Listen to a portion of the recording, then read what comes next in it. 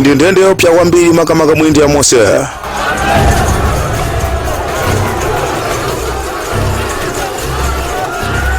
Katika linda kaidi ambiri ku prison imeneyi.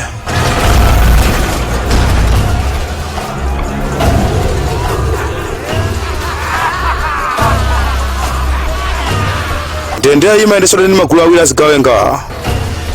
Lina lwa masokolera ndi pango.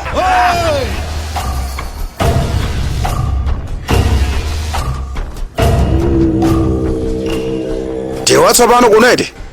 Zina lako ndani? Prison number 6219.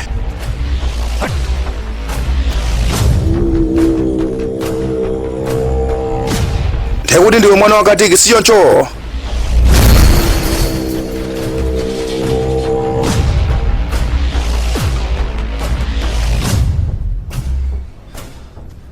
Ndemvetsera kwambira mawu zikilina sero yanga osi ndichapira sofala iweyo ukala wasipalo waine ndikutanthauza kuti ukala waganyu nthewa ndiona uzipereka sawacha mtima nchako ngati chonchi kupanda sadero sachikedwa